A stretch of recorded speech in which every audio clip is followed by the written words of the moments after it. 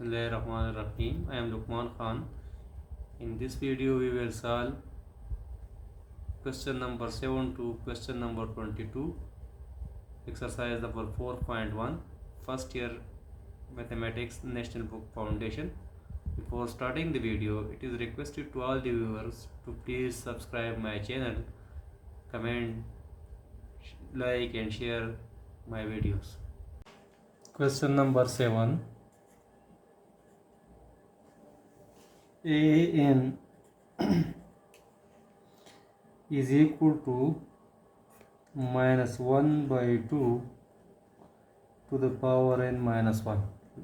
Let this is equation number 1. हमने first four terms find करने. First four terms mean a1, a2, a3 and a4. किसी equation में हमने इनकी जगह 1 पुट करना है, फिर 2 पुट करना है, फिर 3 पुट करना है और आखिर में हमने इनकी जगह 4 पुट करना है. सो पहले टर्म के लिए putting n equal to 1 in equation number 1, तो हमारे पास आ जाएगा an बन जाएगा a1 और minus 1 by 2 whole power 1 minus 1 और a1 equal to minus 1 by 2 to the power 0. अब हमें पता है कि anything raise to the power 0 is always equal to 1, so minus 1 by 2 to the power 0 will be 1. For second term putting n equal to 2 in equation 1. Second term के लिए हम equation number 1 में n की जगह 2 put करते तो हमारे पास आ जाएगा a2 equal to minus 1 by 2 to the power 2 minus 1 implies a2 equal to minus 1 by 2 to the power 2 minus 1 1 आ जाएगा और a2 equal to minus 1 over 2 to the power 1. अब ये यहाँ पे जो बेस है वो नेगेटिव है और पावर आड है, तो हमें पता है कि अगर नेगेटिव बेस का होल पावर आड होता है तो उससे जो हमारे पास वैल्यू आता है वो नेगेटिव होता है. सो a2 इज माइनस 1 बाई 2. अब थर्ड टर्म के लिए हमने क्या करना है, putting n equal to 3 in equation number 1, तो हमारे पास आ जाएगा a3 is equal to minus 1 by 2 और n की जगह 3, सो 3 माइनस 1, a3 आ जाएगा minus 1 divide by 2 whole power 3 minus 1 का मतलब है 2 और a3 इक्वल टू, अब यहाँ पे बेस नेगेटिव है और एक्सपोनेंट इवन है तो उसका जो वैल्यू आएगा वो पॉजिटिव होगा, तो माइनस 1 पावर 2 का मतलब होता है 1 और 2 पावर 2 का मतलब होता है 4. सो थर्ड टर्म हमारे पास आया 1/4. फोर्थ टर्म के लिए fourth term putting n equal to 4 in equation number 1, तो हमारे पास आ जाएगा a4 equal to minus 1 by 2 whole power 4 minus 1, या फिर हमारे पास a4 आ जाएगा minus 1 by 2 whole power 3. a4 आ जाएगा माइनस 1 पावर 3 का मतलब है माइनस 1 और 2 पावर 3 का मतलब है 8. सो फोर्थ टर्म हमारे पास माइनस 1 बाई 8 आ गया. अब हमने 15 टर्म फाइंड करना है, तो for 15 term putting n equal to 15 in equation number 1, तो हमारे पास आ जाएगा इक्वेशन 1 है हमारे पास an equal to minus 1 by 2 to the power n minus 1, तो ये बन जाएगा a15 equal to minus 1 by 2 whole to the power 15 minus 1 और this implies that a15 equal to minus 1 by 2 whole power 14. इससे हमारे पास आ जाएगा a15 equal to minus 1 power 14 1 और 2 पावर 14 से हमारे पास आता है 16,384. सो 15 टर्म हमारे पास आया 1/16,384 84. Question number 8. an is equal to -1 whole power 2 dot n square. इसको पहला -1 होल पावर 2 को सिंप्लीफाइड फॉर्म में लेके तो -1 whole power 2 mean 1 dot n square, क्योंकि पावर या एक्सपोनेंट जो है इवन नंबर है, सो या फिर दूसरी in other words -1 multiply by -1 का मतलब होता है 1. सो ए एन हमारे पास आ जाएगा n square. Let this is equation number 1. अब हमने क्या करना है, फर्स्ट 4 टर्म सेम प्रोसीजर जो हमने पिछले क्वेश्चन में अप्लाई किया हुआ है यहाँ पे भी अप्लाई करेंगे. फर्स्ट टर्म के लिए हम क्या करेंगे, putting n equal to 1 in equation 1, तो ये हमारे पास आ जाएगा a1 equal to 1 square, a1 equal to 1. So पहला टर्म हमारे पास आया 1. दूसरे टर्म के लिए हम क्या करेंगे, putting n equal to 2 in equation number 1, so हमारे पास आ जाएगा a2 equal to 2 power 2. This implies that a2 equal to 2 power 2 mean 4. तो दूसरा टर्म है 4. तीसरे टर्म के लिए putting n equal to 3 in equation number 1, तो हमारे पास आ जाएगा a3 equal to 3 power 2. This implies that a3 is equal to 3 power 2 mean 9. So तीसरा टर्म हमारे पास आया 9. For 4 term putting n equal to 4 in equation number 1, तो हमारे पास आ जाएगा ये 4 इक्वल टू 4 पावर 2, और ये 4 हमारे पास आ जाएगा 4 पावर 2 मीन 16. सो पहले 4 टर्म हमारे पास आए 1, 4, 9 और 16. अब हमने 15 टर्म फाइंड करना है. For 15 term putting n equal to 15 in equation number 1, तो हमारे पास आ जाएगा a15 इक्वल टू 15 स्क्वेयर, और this implies that a15 equal to 15 square mean 15 multiply by 15, और 15 multiply by 15 is 225. So 15 term हमारे पास आया 225. Question number 9. एन टर्म जो है ए एन वो है -1 to the power n n to n plus 3. First करें इक्वेशन नंबर 1 है. अब यहाँ पे भी हमने फर्स्ट 4 टर्म फाइंड करने हैं. First 4 term mean a1 find करना है, a2 फाइंड करना है, a3 और a4. तो a1 के लिए क्या करेंगे, putting n equal to 1 in equation 1, तो ये हमारे पास आ जाएगा an की जगह a1 -1 to the power 1 n to 1 plus 3 आ जाएगा.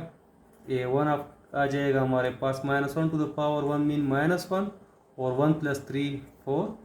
सो a1 आ जाएगा -4.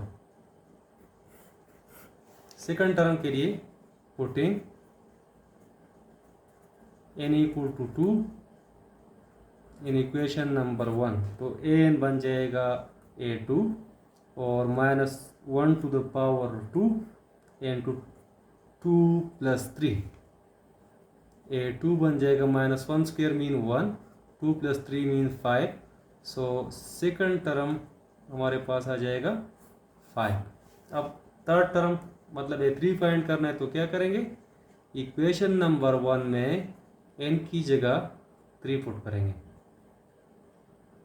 तो हमारे पास आ जाएगा a3 an की जगह, और दूसरी साइड पे -1 पावर 3 n2 n की जगह फिर 3 प्लस 3, तो a3 आ जाएगा -1 पावर 3 मीन -1, और 3 plus 3 mean 6. So this implies that a3 equal to -1 multiplied by 6 -6. तीसरा टर्म हमारे पास आया -6. अब फोर्थ टर्म के लिए putting n equal to 4 in equation number 1, तो हमारे पास आ जाएगा n बन जाएगा a4 और -1 पावर n बन जाएगा -1 पावर 4 n2 n प्लस 3 बन जाएगा 4 प्लस 3. a4 आ जाएगा -1 power 4 mean 1 multiply by 4 plus 3 mean 7. तो a4 आ जाएगा 1 मल्टीप्लाई बाई 7 मीन 7. अब 15 टर्म के लिए हमने क्या करना है, 15 टर्म का मतलब होता है a15. तो हमने इक्वेशन नंबर 1 में n की जगह 15 पुट करना है. तो हमारे पास आ जाएगा a 15 equal to -1 to the power 15 multiply n to 15 plus 3. अब a15 आ जाएगा -1 पावर 15 नेगेटिव नंबर बेस में और पावर ऑड नंबर है तो ही -1 ही आएगा. 15 प्लस 3 मीन 18. सो a15 हमारे पास आ जाएगा -18. Question number 10. an -1 to the power n plus 1 n to 3n minus 5. Let this is equation number 1. यहाँ पे भी हमने फर्स्ट 4 टर्म फाइंड करने हैं. तो फर्स्ट टर्म के लिए putting n equal to 1 in equation 1, तो हमारे n हमारे पास बन जाएगा a1 -1 to the power 1 plus 1 और n टू 3 टाइम 1 माइनस 5 और a1 is equal to -1 power 2. 3 time 1 mean 3 और -5. a1 बन जाएगा -1 पावर 2 मीन 1 और 3 माइनस 5 मीन -2. a1 आ जाएगा -2. 1 multiply by -2 mean -2. Putting n equal to 2 in equation number 1, तो हमारे पास आ जाएगा a2 इज इक्वल टू, ये बन जाएगा -1 टू द पावर 2 प्लस 1 और n2 3 टाइम 2 -5. a2 बन जाएगा -1 to the power 3 3 time 2 6 -5. a2 बन जाएगा -1 to the power 3 mean -1 6 minus 5 mean 1. So second term बन जाएगा -1. थर्ड टर्म के लिए putting n equal to 3 in equation number 1, तो हमारे पास आ जाएगा a3. इक्वेशन 1 क्या बनेगा, an की जगह a3 और -1 to the power n plus 1 की जगह 3 प्लस 1 n2 3n की जगह 3 टाइम 3 और -5. तो a3 बन जाएगा -1 to the power 3 plus 1 4 3 time 3 9 और -5.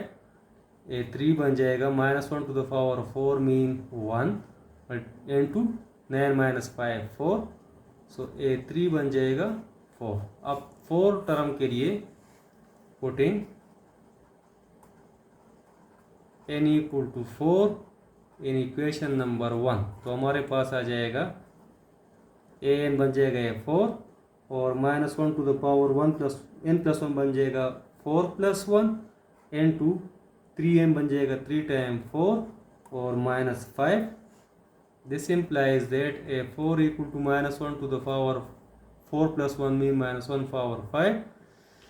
3 टाइम 4 12 -5 या फिर a4 बन जाएगा -1 टू द पावर 5 मीन -1 और 12 माइनस 5 इज 7. सो a4 बन जाएगा -7. अब अगर हम 15 टर्म फाइंड करते तो for 15 term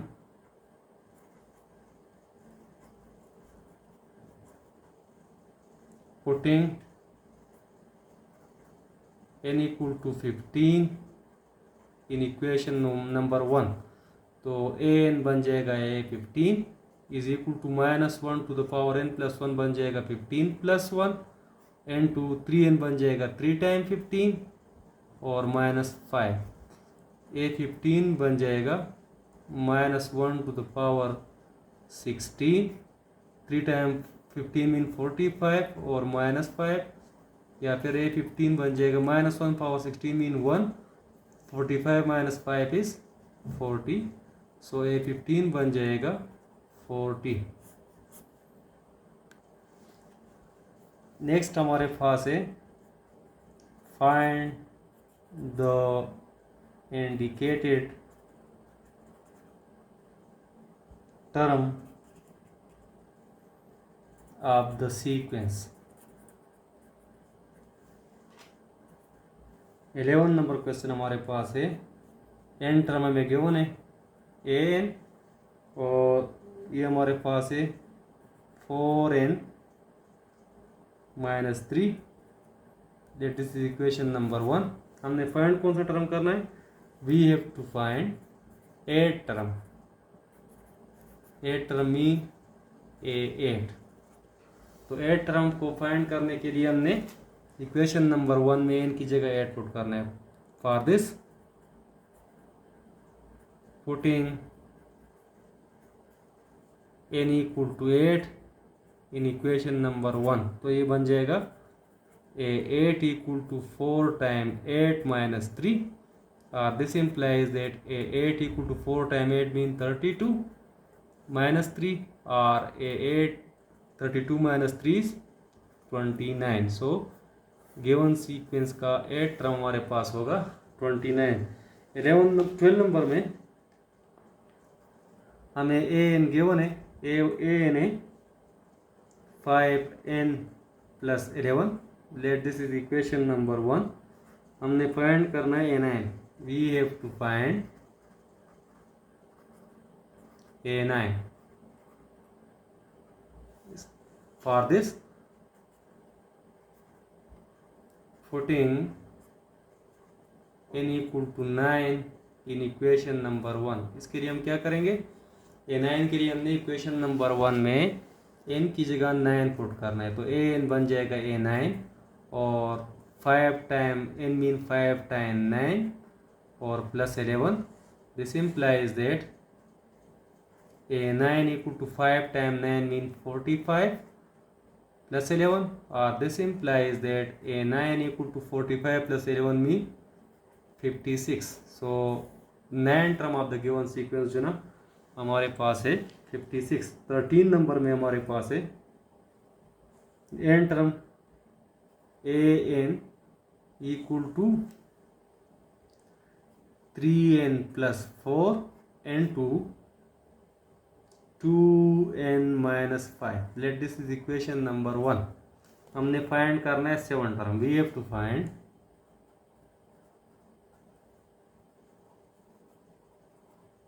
a7। For this putting n equal to 7 in equation 1, equation number 1 में हमने n की जगह 7 पुट करना है, तो an बन जाएगा a7 और 3 टाइम n बन जाएगा 3 time 7 plus 4 n to 2n बन जाएगा 2 टाइम 7 माइनस 5, या फिर a7 हमारे पास आ जाएगा 21 प्लस 4 n टू 14 माइनस 5, या फिर a7 हमारे पास आ जाएगा 21 प्लस 4 मीन 25 और 14 minus 5 mean 9, so 25 multiply by 9 is 225, so a7 हमारे पास आ जाएगा 225। 14 नंबर हमारे पास है an is equal to -1 to the power n minus 1 into 3.4 n minus 17.3, और हमने find, let this is equation number 1, हमने फाइंड करना है A12 को। We have to find A12 for this, putting n equal to 12 in equation number 1। Equation 1 में हमने n की जगह 12 पुट करना है, तो an बन जाएगा A12 और -1 टू द पावर n -1 बन जाएगा 12 - 1 n2 3.4 multiply by 12 -17.3। This implies that A12 बन जाएगा -1 पावर 11, 3.4 मल्टीप्लाई बाई 12 हमारे पास है 40.8 -17.3। This implies that at 12 -1 power 11 mean -1, 40.8 -17.3 is 23.5। So at 12 हमारे पास आ जाएगा -23.5। क्वेश्चन नंबर 15 हमारे पास है an is equal to 4n square into 11n plus 31। Late this is equation number 1 और हमने फाइंड करना है 22 टर्म को। A22 हमने फाइंड करना है। We have to find A22 for this, putting n equal to 22 in equation number 1। Equation 1 में हमने n की जगह 22 पुट करना है, तो an बन जाएगा A22 और 4n स्क्वायर की जगह हो जाएगा 22 स्क्वायर, n2 11 n की जगह आ जाएगा 11 time 22 plus 31। This implies that A22 equal to 4 time 22 square का मतलब है 484 and 11 multiplied by 22 is 242 plus 31। This implies that A22 equal to 4 time 484 और इससे हमारे पास आ जाएगा 273। सो A22 हमारे पास आ जाएगा 52,528,528। ये गिवन सीक्वेंस का 22 टर्म है। 16 नंबर हमारे पास है an is equal to 1 + 1 over n whole power 2। Let this is equation number 1 और हमने फाइंड करना है 20th टर्म को। We have to find A20 for this, putting n is equal to 20 in equation number 1। तो हमारे पास आ जाएगा A20 equal to 1 + 1 over 20 whole square. This implies that A20 equal to 1 + 1 over 20 को add करेंगे तो LCM लेंगे 20 और 20 + 1 होल स्क्वायर। सो A20 हमारे पास आ जाएगा 20 + 1 mean 21 divide by 20 whole square. This implies that A20 equal to 21 square is 441 और 20 स्क्वायर इज 400। सो A20 हमारे पास आया 441 डिवाइड बाई 400। 17 नंबर हमारे पास है an is equal to common log of 10 to the power n। Let this is equation number 1। हमने क्या find करना है हमने A67 फाइंड करना है। We have to find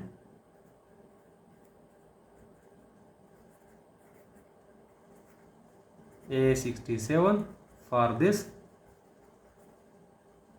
putting n equal to 67 in equation number 1। तो हमारे पास आ जाएगा A67 equal to common log of 10 to power 67 using power rule of logarithm. So ये हमारे पास आ जाएगा A67 equal to 67 log of 10, क्योंकि log of m whole power m power n is always equal to n log of m। So this implies that A67 is equal to 67 log of 10 होता है हमारे पास 1। So A67 हमारे पास आ जाएगा 67। 18 number हमारे पास है an equal to natural log e power n, that this is equation number 1। हमने क्या फाइंड करना है, हमने इसका भी 67 टर्म फाइंड करना है। So we have to find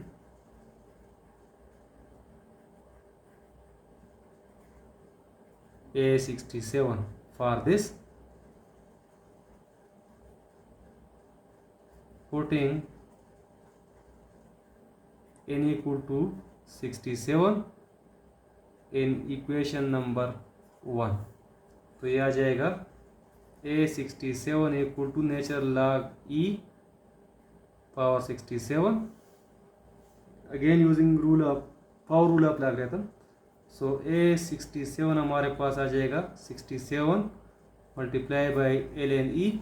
this implies that A67 equal to 67 ln e is 1। so this implies that A67 equal to 67। Question number 19, predict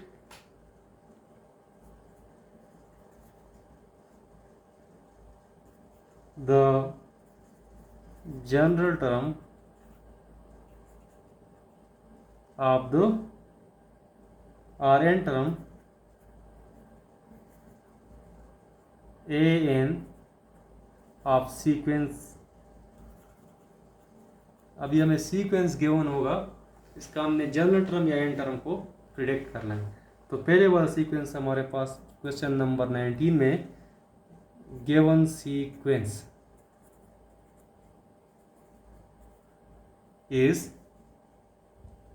sequence है 1 3 5 7 9 up to so on.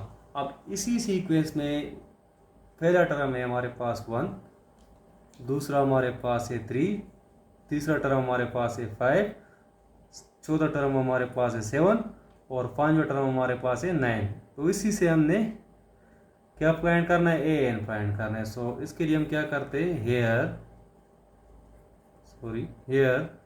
A1 equal to 1।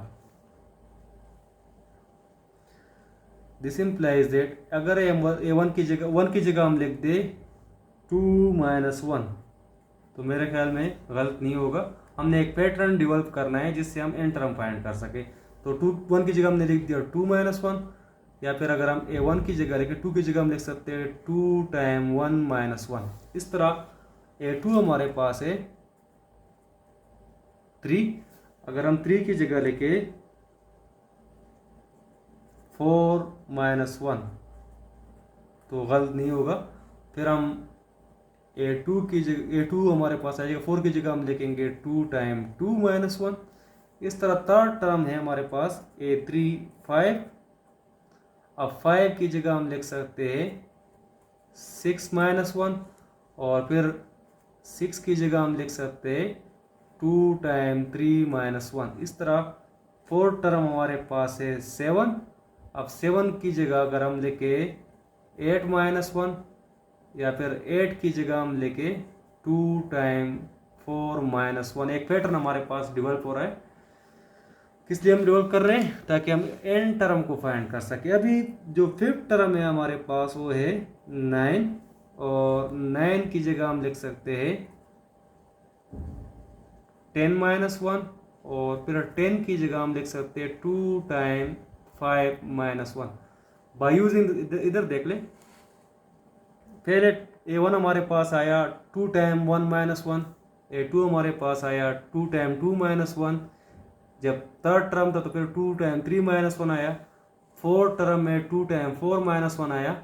Fifth term में हमारे पास आया 2 time 5 - 1। By using the same pattern तो हमारे पास an आ जाएगा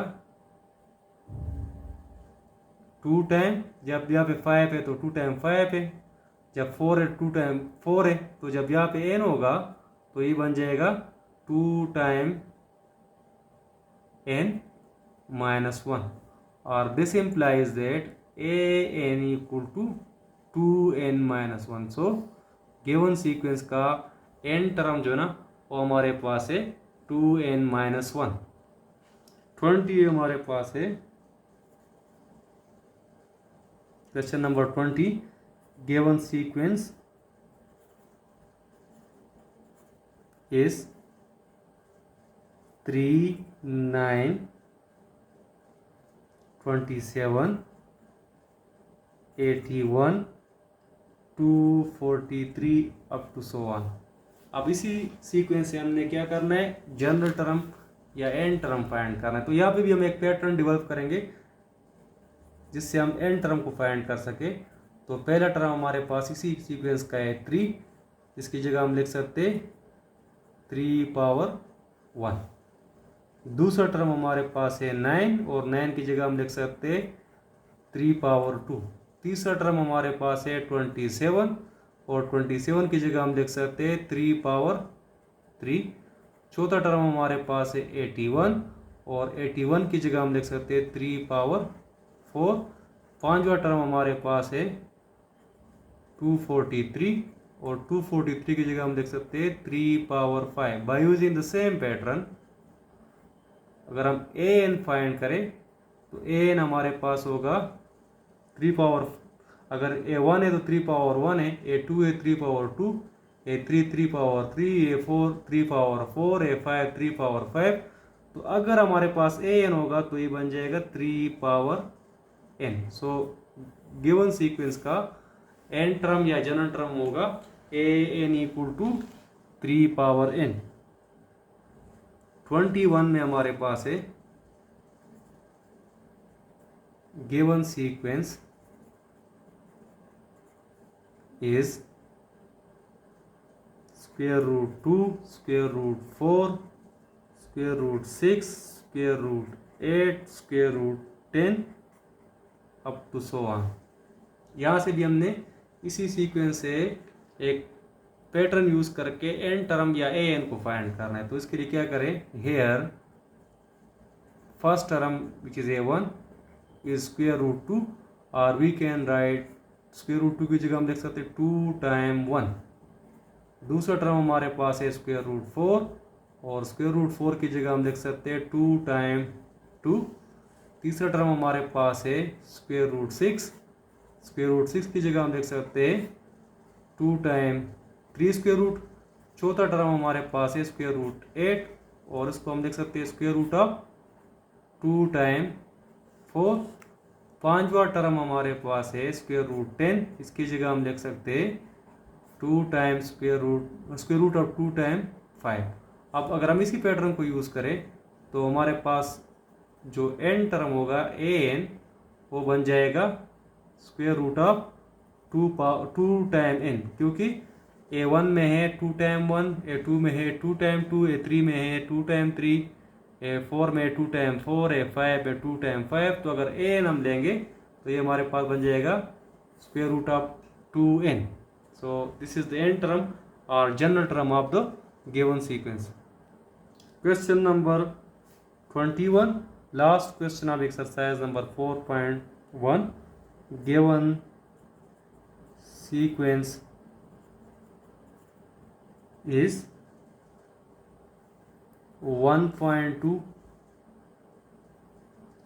2.3,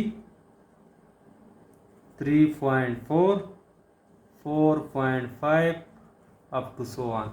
अब इसी सीक्वेंस से अगेन हमने एक पैटर्न डेवलप करना है जिससे हम एन टर्म या जनरल टर्म फाइंड कर सके। तो इसी सीक्वेंस में पहला टर्म हमारे पास है 1.2, या इसकी जगह हम लिख सकते हैं 1.2 की जगह हम लिख सकते हैं 1.1 प्लस 0.1, या फिर a1 इक्वल टू 1.1 की जगह हम लिख सकते हैं 1.1 into 1 प्लस 0.1।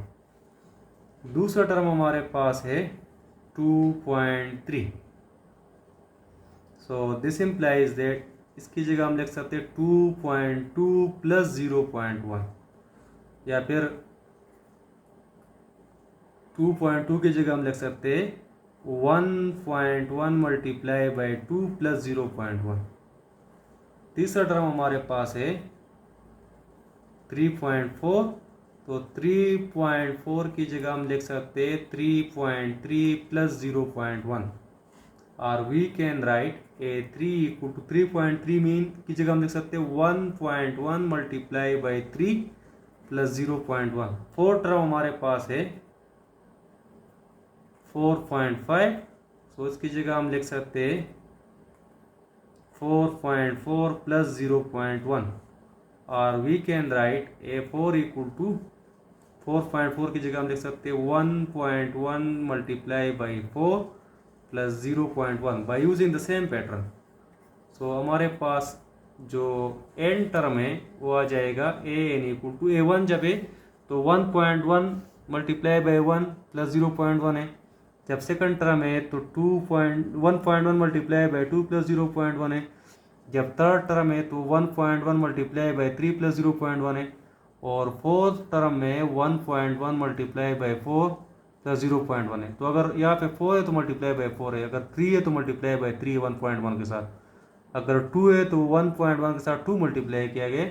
तो अगर यहाँ पे एन होगा तो फिर 1.1 के साथ मल्टीप्लाई करेंगे एन और प्लस 0.1, तो ये हमारे पास गिवन सीक्वेंस का एन टर्म आ जाएगा।